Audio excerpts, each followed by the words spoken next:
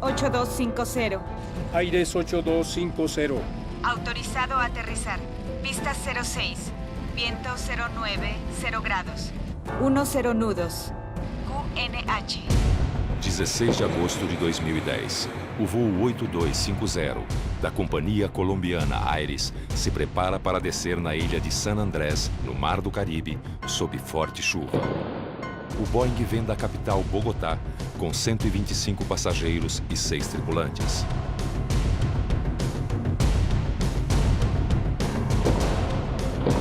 O voo de 1h30 está a poucos segundos do pouso.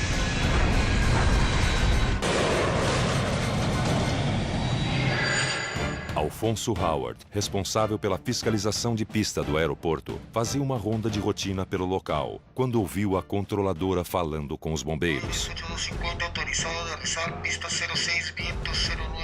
Quando a torre de controle chamou os bombeiros informando que o avião tinha se acidentado, na hora eles responderam e perguntaram se o avião estava dentro ou fora do aeroporto. Eu, como estava perto, disse a eles: "Me dê 2 segundos e eu vou verificar."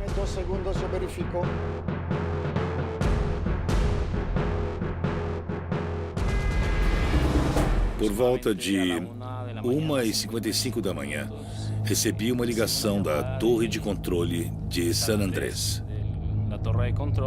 O coronel Javier Lozada estava em Bogotá quando foi convocado para assumir a investigação. As primeiras informações falavam de uma possível queda do avião no mar.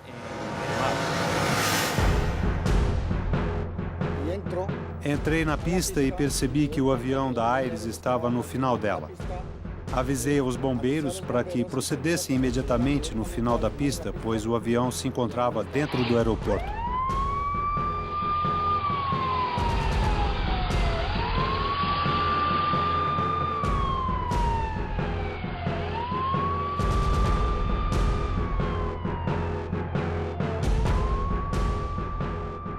Eu fui a primeira pessoa a chegar no local. Neste momento, vinham pessoas que tinham saído do avião por sua própria conta. Vinham caminhando e tentei reuni-los no mesmo lugar, mas as pessoas estavam tão assustadas que todos caminhavam em direções diferentes.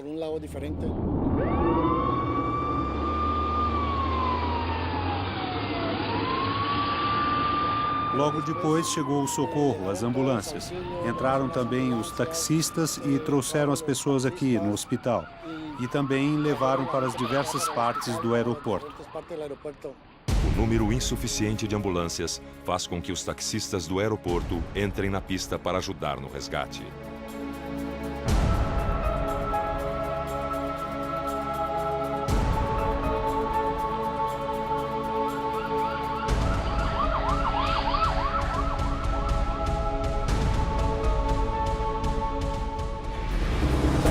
A própria controladora e o pessoal da torre de controle nos informou que o avião não tinha caído no mar.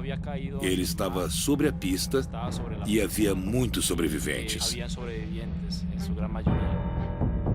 Na mesma madrugada, começou a investigação.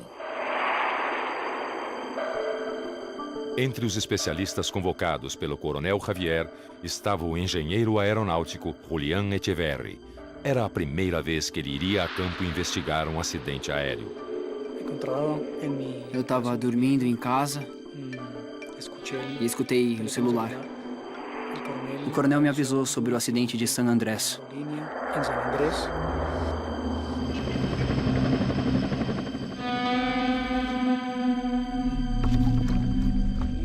Ele me passou uns procedimentos a seguir, uma série de verificações dos fatos iniciais para levar ao local. Iniciei os contatos depois das 5h30 da manhã, quando tomei conhecimento devido à mensagem recebida no meu celular. O coronel Guillermo Alfonso, da Aeronáutica Civil de Bogotá, também integrava a comissão de investigação do caso Aires 8250. Desde o momento em que ocorreu o acidente, não tínhamos conhecimento do lugar e das condições do acidente, nem do estado da aeronave. Mas fomos informados de que, afortunadamente, 99% dos passageiros e da tripulação tinham sobrevivido.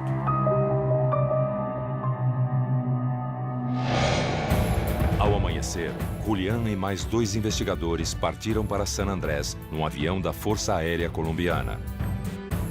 Saímos com uma comitiva de 3 investigadores. E com a ajuda da Força Aérea Colombiana, decolamos numa aeronave Casa 295.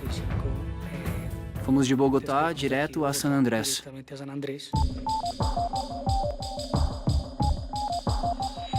Na mesma madrugada, jornalistas ficam sabendo do acidente. Em Caracol, ficamos sabendo do acidente da Aeris pelo rádio, pelas informações que as emissoras locais enviam para o continente.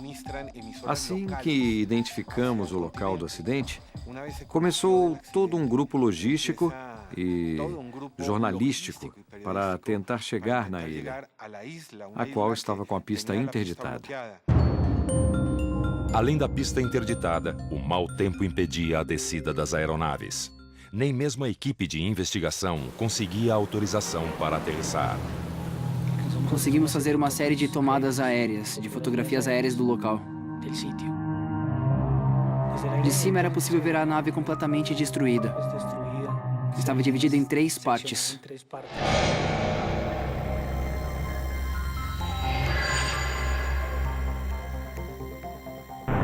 Em Bogotá, na base da comissão de investigação, chegavam as primeiras informações da equipe de campo. Os investigadores, assim que chegaram no local do acidente, fizeram um percurso inicial para entender os danos e as partes principais do avião. Fizeram um registro fotográfico. Próximo à cabeceira da pista, ficaram os trens de pouso. Foram as primeiras partes da aeronave que se desprenderam da estrutura do avião. Os 2 motores se separaram por ambos os lados.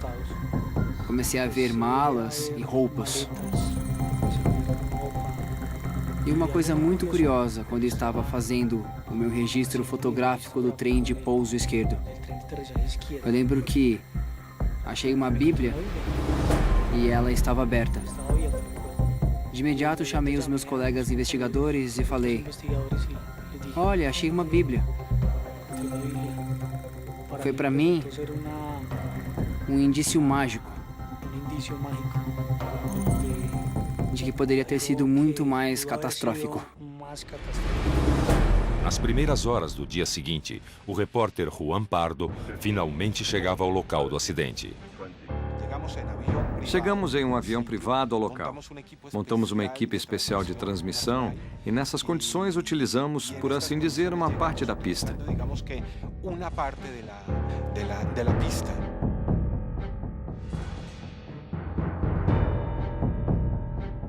O que mais me chamou a atenção no lugar foi, sem dúvida, a forma como o avião ficou.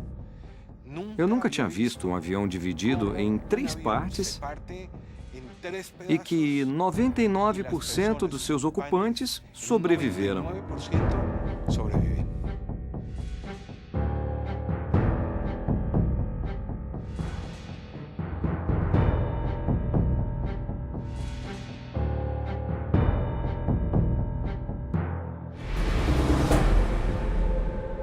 Uma vez avaliado o cenário do acidente, o próximo passo da investigação é levar as peças do Boeing para análise. Foram encontrados todos os componentes da aeronave, que iriam ser analisados durante a investigação. E estavam em bom estado.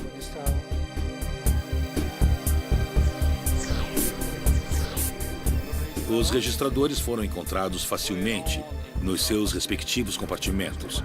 Ficaram em custódia dos investigadores e foram enviados 7 dias depois aos laboratórios da NTSB na cidade de Washington, Estados Unidos.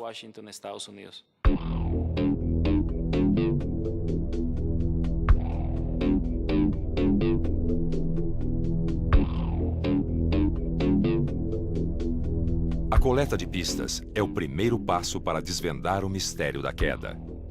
E neste acidente, alguns fatores fazem a diferença. O bom estado das peças do avião, as caixas pretas intactas e o principal, sobreviventes.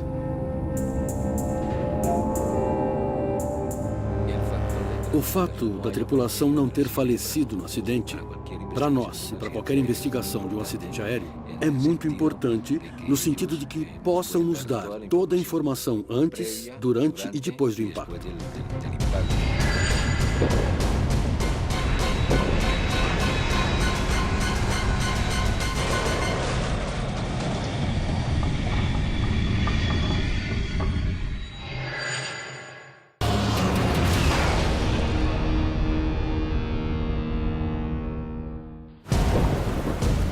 Boeing 737 da companhia colombiana Aires, que partiu de Bogotá para San Andrés, no Caribe, cai a 49 metros da pista de pouso. O choque com o solo, em baixa velocidade, faz a aeronave se partir em três. Um passageiro morre na hora e outro no hospital. Das 131 pessoas a bordo, 129 sobrevivem, entre elas, os pilotos. No dia após o acidente, eles permaneceram na ilha de San Andrés, pois o aeroporto ficou fechado. Estavam nos hospitais, fazendo exames para ver o estado físico deles.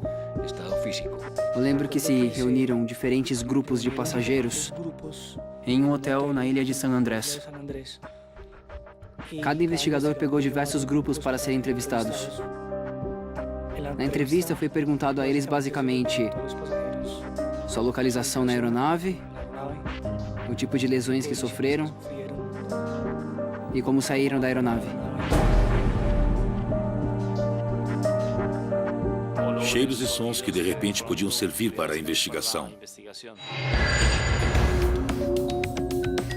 Em Bogotá, a equipe de base faz o raio-x do voo 8250.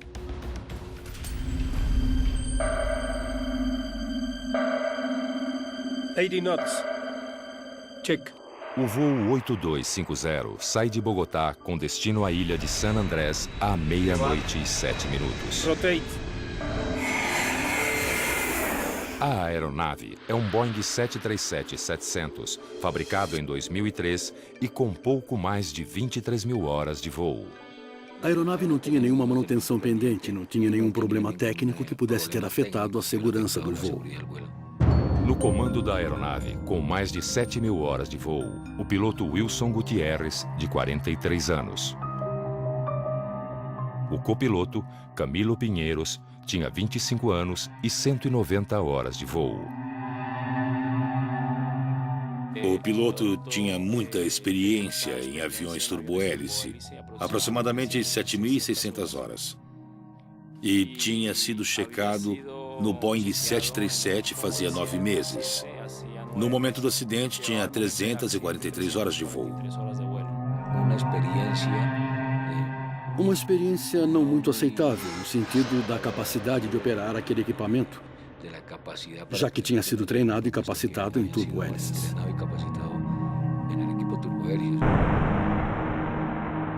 O copiloto tinha 25 anos e fez sua carreira na empresa.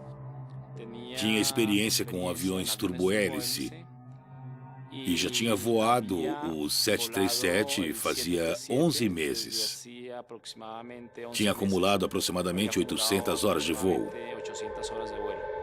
A hipótese da pouca experiência dos pilotos ter contribuído para o acidente segue em avaliação. Mas esta não é a única pista na mesa dos investigadores. Com as informações que transmitiram as emissoras e devido ao impacto que eles viram pelos diferentes vídeos que obtiveram, foi dito que um raio poderia ter derrubado o avião.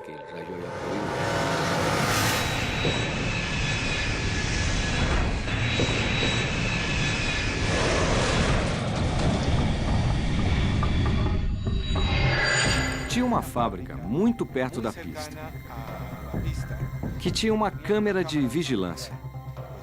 Fomos então observá-la e, surpreendentemente, ela estava direcionada não somente para a sua sede, mas também em direção à pista. E foi por isso que pudemos observar que, de fato, tinham ocorrido alguns raios nesse lugar. Normalmente, quando um passageiro está na cabine e o tempo está ruim na rota, eles veem pelas janelas os clarões dos raios. Então, ao ouvi-los, acharam que tinha sido possivelmente um raio. Todos afirmaram que havia trovões e muita chuva. A versão do raio ganha força. Um raio caiu inicialmente. E depois de 2 ou talvez mais, uns 6 segundos, caiu um segundo raio. Por isso que a hipótese inicial foi de que um dos raios teria sido o responsável pelo acidente do avião da Aires.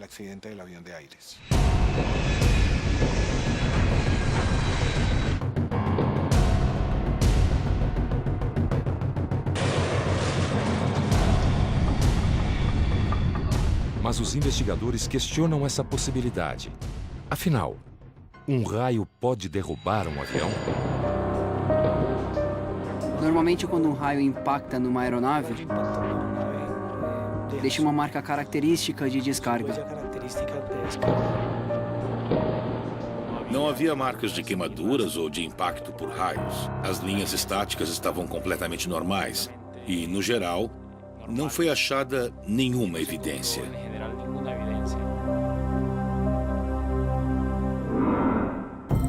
Sem evidências e rastros típicos de raios na fuselagem do avião, esta hipótese é descartada. Depois se falou de uma cortante de vento. O wind shear, ou cortante de vento, como seu nome indica, é um aumento repentino da intensidade do vento. O wind shear pode ser tanto horizontal quanto vertical. Aires 8250. Aires 8250. No momento em que aconteceu o acidente, existia uma célula de tormenta localizada a oeste do aeroporto. Mas essa formação tormentosa não esteve sobre a estação do aeroporto, mas sim localizada levemente à sua esquerda. Um dos fatores mais importantes para poder determinar se tinha ou não cortantes de vento foi o sistema de proximidade contra o terreno. Sistema que deveria ser enviado também ao laboratório para, dessa forma, ter a certeza sobre a presença da cortante de vento.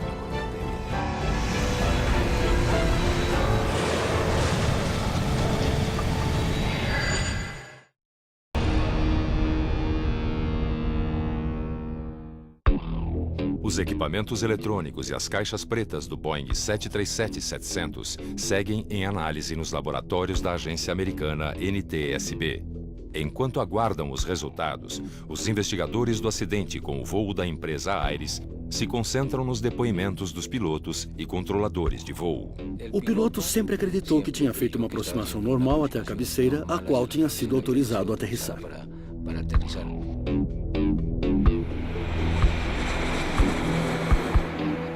Aires 8250. Autorizado a aterrizar. Pista 06. Já tínhamos constatado que os controladores cumpriam os requisitos de capacitação normais, que eram controladores com experiência. Em particular, a controladora da torre em San Andrés. Autorizado. Aires 8250. Continuar el descenso para 3.000 pies. O investigador Davi Lopes se uniu à equipe para analisar a comunicação entre a torre de San Andrés e os pilotos do avião acidentado. O primeiro que começamos a observar foi a regulamentação existente para o serviço de controle de trânsito aéreo, especificamente em condições meteorológicas adversas. Existe alguma restrição, alguma limitação que não autorize ou não permita um voo de operar?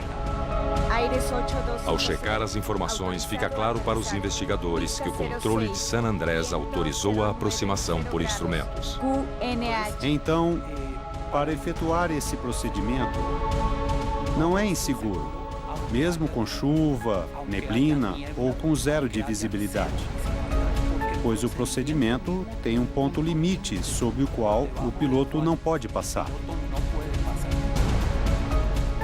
As condições nesse momento não obrigavam a fechar o aeroporto, já que existia uma visibilidade na qual podia, tecnicamente, ser efetuado o pouso. O passo seguinte da investigação é cruzar as informações obtidas nas entrevistas com os pilotos com os dados das caixas pretas.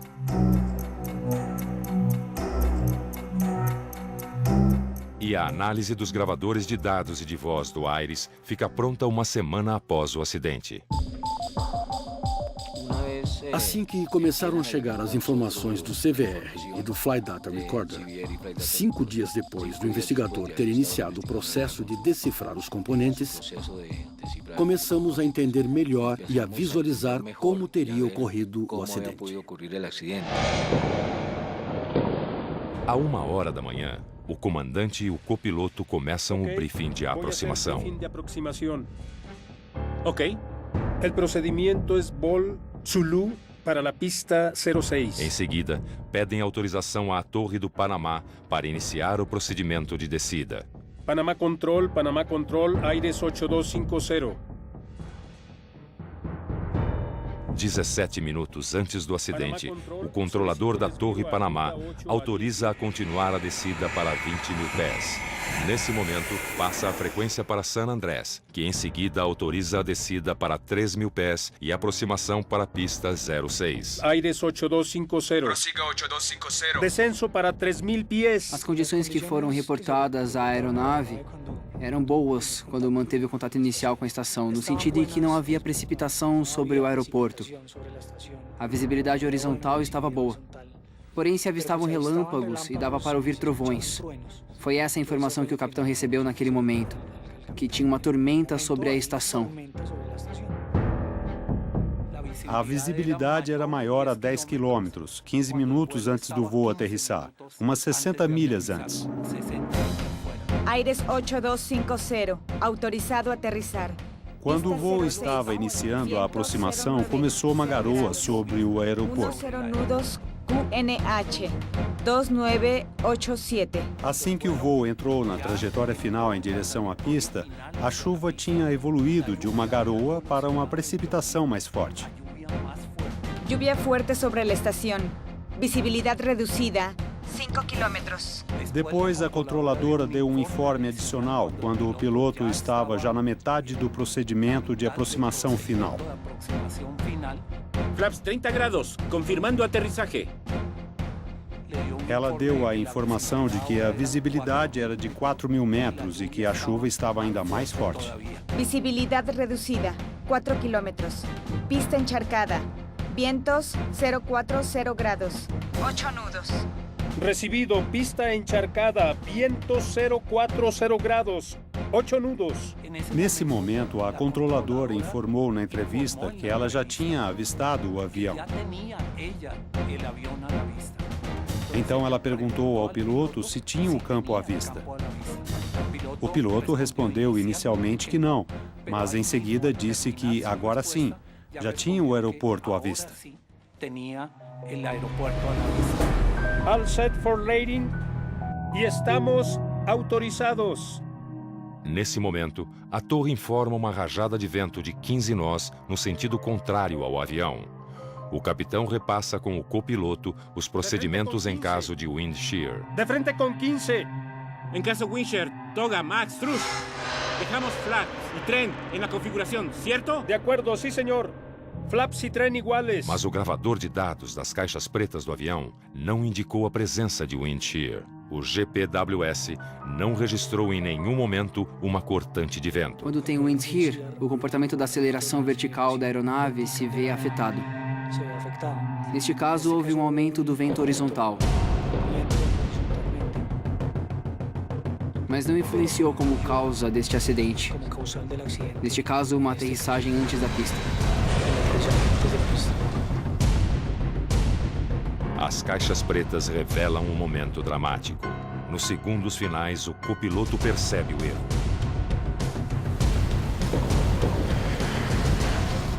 Ojo, capitão! Capitão do brilho! Arriba! Arriba!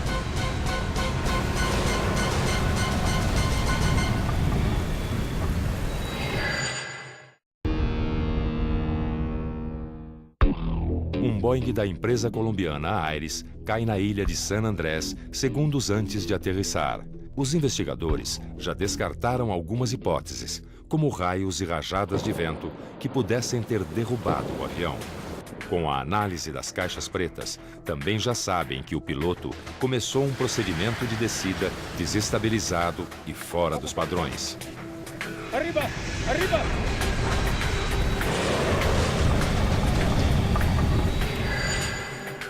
E para entender por que isso aconteceu, realizam simulações do voo 8250.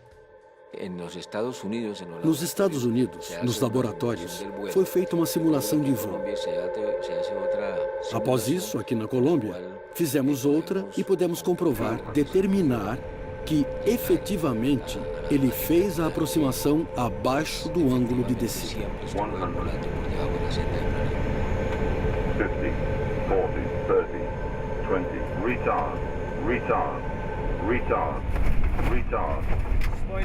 Quando o avião anunciou que estava a 50 pés acima do terreno, a posição da aeronave era realmente muito atrás da pista. O avião continuou voando por baixo do ângulo de descida.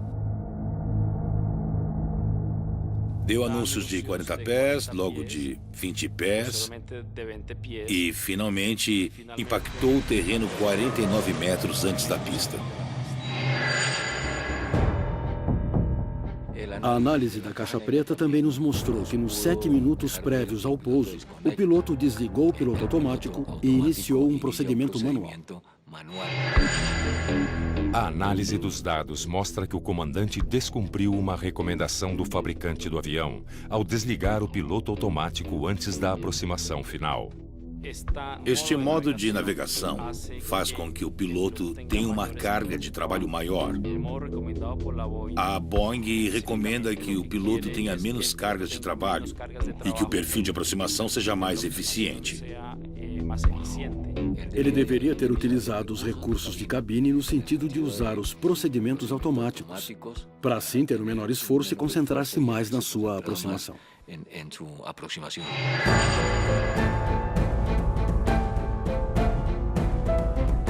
A investigação já sabe que o procedimento de aproximação foi abaixo dos níveis recomendados pelo fabricante do avião, mas ainda busca a resposta para a grande dúvida. Por que o piloto acreditava estar no ângulo correto?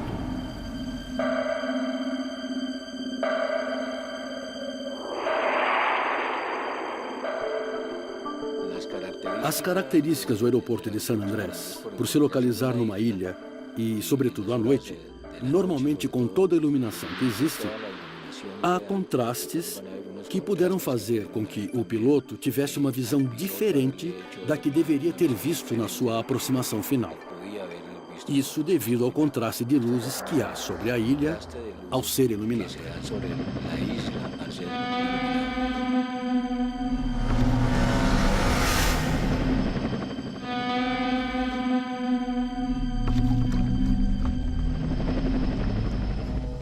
Os componentes e os elementos técnicos que o piloto deve analisar e observar são os instrumentos que lhes são dados para poder ver a aproximação. No caso, existem as luzes PAP, por exemplo, que são um auxílio que eles têm para poder analisar o ângulo de descida que estavam utilizando, para se aproximar da cabeceira que a torre de controle lhes autorizou.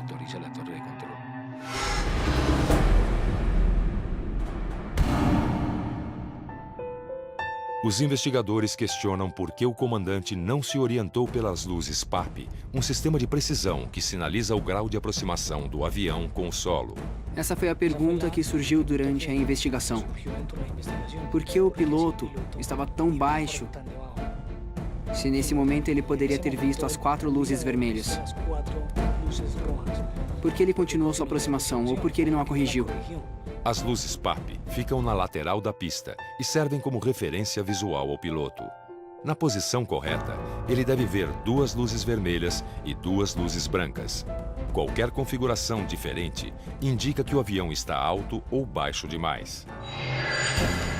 Aires 8250, autorizado a aterrizar. Pista 06. All set for landing. Y estamos autorizados. Chegamos à conclusão de que confiavam tanto na sua técnica de voo que, do seu ponto de vista, achavam que estavam fazendo o correto. Mau tempo, visibilidade ruim, falta de referências visuais no entorno da ilha, procedimentos de descida contrários às exigências do fabricante do avião. Afinal, o que levou o piloto do Aires 8250 a aterrissar fora da pista? As condições que foram levantadas pelas simulações e as já conhecidas condições meteorológicas de San Andrés, o fato de ter sido uma aproximação noturna com chuva, com pouquíssimas referências visuais, fizeram com que o efeito do buraco negro pudesse estar presente neste acidente. Capi, podría. Arriba, arriba.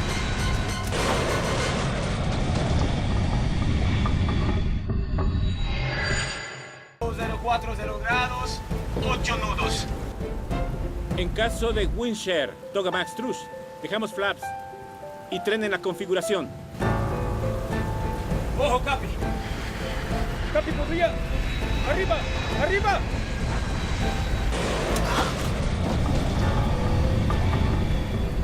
Os investigadores do acidente com o Aires 8250 ainda procuram uma resposta para a queda do avião. Após analisar todos os dados e registros do voo, surge uma hipótese mais forte. A informação que obtivemos nos gravadores de dados e de voz foi de que sempre esteve abaixo do ângulo de descida. Isso pode ter sido causado pela visão que ele tinha nesse momento durante sua aproximação da pista. O comandante fez uma aproximação em uma altitude abaixo da recomendada. E os investigadores desconfiam que a causa foi um fenômeno visual chamado buraco negro. Podemos dizer que esse buraco negro, que em medicina chamamos de ponto cego, é um ponto no qual o nervo óptico conecta a retina com o cérebro em uma parte que é uma lâmina visual. E nesta área não existem umas células chamadas cones e bastonetes, que são os que nos dão a visão de dia e noite. Ali não existem. Então esses dois pontos de cada olho são totalmente cegos. Patrícia Barrientos, médica da Aeronáutica Civil Colombiana, foi chamada para colaborar na investigação e avaliar se o erro poderia ter acontecido por uma ilusão visual. A parte do fator humano é composta por psicólogos, médicos, mas também entram as pessoas da mesma equipe de trabalho de investigação do acidente, que são os pilotos, as pessoas que têm ao seu cargo a tarefa da investigação do acidente. No seu modo de ver, eles estavam fazendo certo. E o buraco negro, a ilusão que tiveram na cabine, provocou os acontecimentos. Por causa dessa ilusão, foi que efetuaram o pouso antes da pista.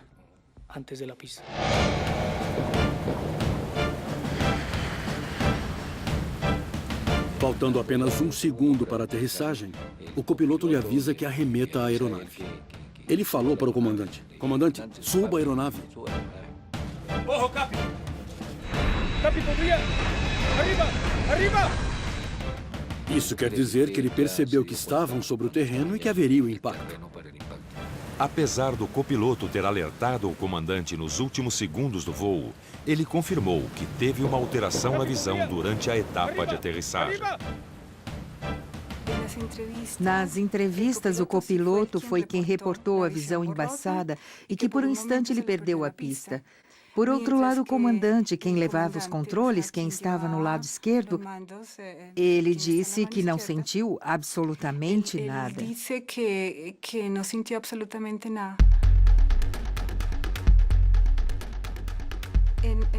Na aviação é comum que existam as ilusões de ótica ou visuais. Por quê?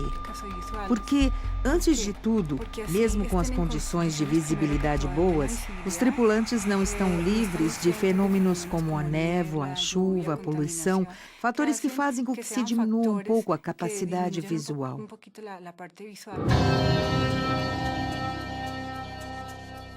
Em San Andrés se apresentaram características que acontecem em condições de buracos negros, que são a pouca iluminação, as escassas referências visuais, o voo noturno e uma aproximação em condições de meteorologia adversa. O relatório final da investigação aponta como causa principal do acidente o erro de avaliação da tripulação, que acreditava estar numa altitude maior do que a real. É o fenômeno buraco negro, agravado pela chuva forte que reduzia a visibilidade na pista.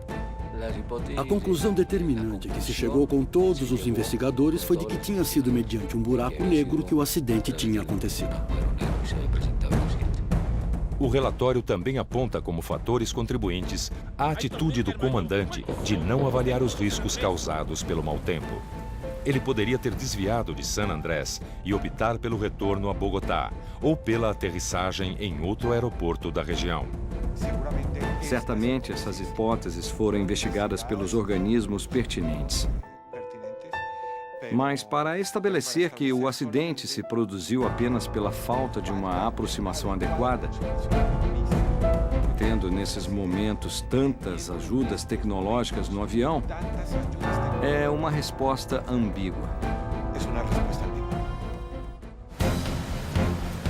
Aires 8250, autorizado a aterrizar.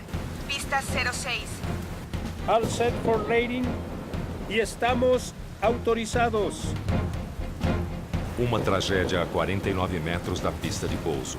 O que poderia ter sido feito para que o desfecho do voo Aires 8250 tivesse um final diferente?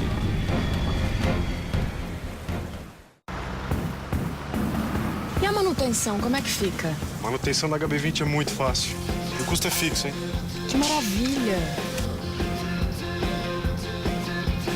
Nossa, esse carro é uma maravilha. E o que me deixa super tranquila é que a fábrica é no Brasil. Ai, amei. Olha só. Ah, não tem como não amar um.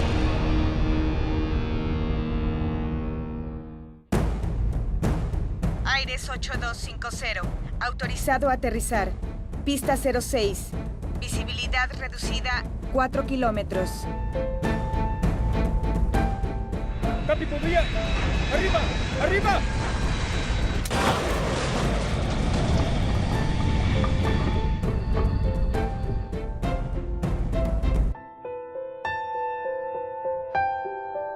A investigação do acidente com o Aires 8250 foi concluída em 6 meses. A imagem do avião partido em 3 impressionou o mundo. Das 131 pessoas que estavam a bordo, 129 sobreviveram. O acidente é explicado por uma ilusão óptica sofrida pelo piloto, o fenômeno buraco negro. Mas fica a pergunta: um acidente como este poderia ter sido evitado?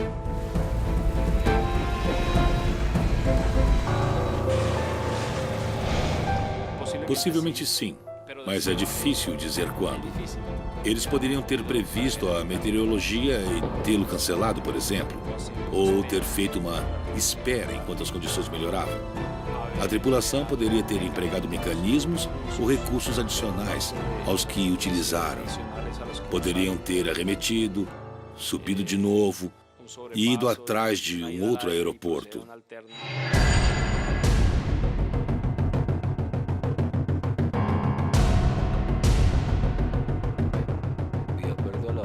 De acordo com as recomendações de fábrica, ele devia ter utilizado o piloto automático até o momento em que tivesse uma melhor visão para poder fazer uma aproximação e uma aterrissagem segura.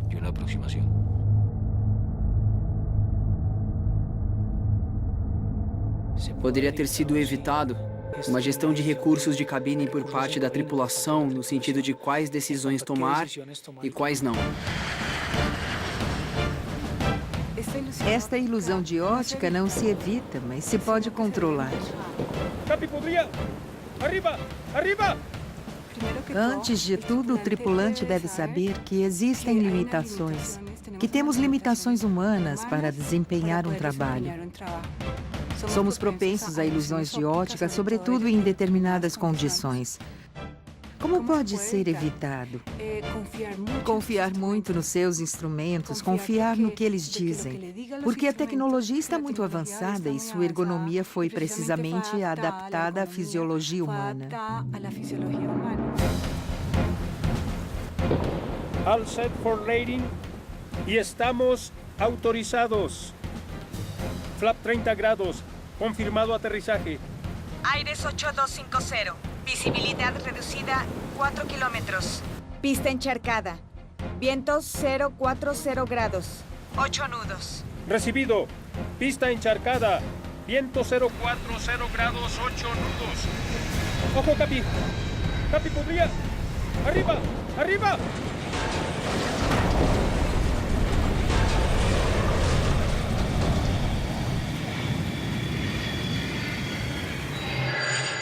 O relatório da Comissão de Investigação define a lista de recomendações aos envolvidos. As mais de 20 destinadas à Companhia Aires se referem à revisão e reforço nos programas de treinamento da tripulação.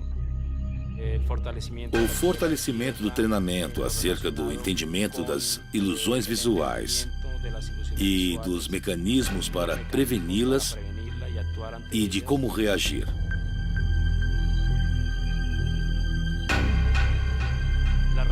A revisão de todos os procedimentos de padronização dos pilotos.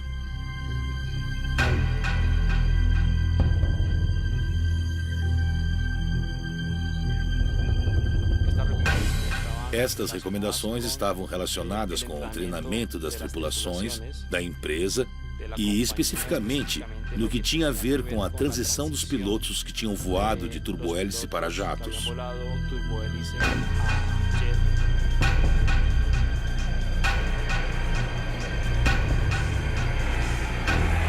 As políticas da empresa sobre quando devem se fazer as transições dos pilotos, levando em consideração que o Boeing 737 era um avião recém-adquirido pela companhia.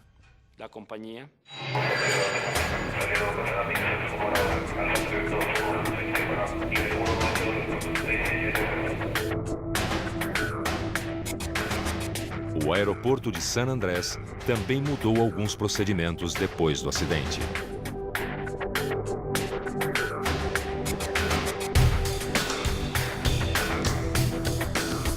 O Instituto de Meteorologia decidiu colocar um meteorologista adicional durante toda a noite.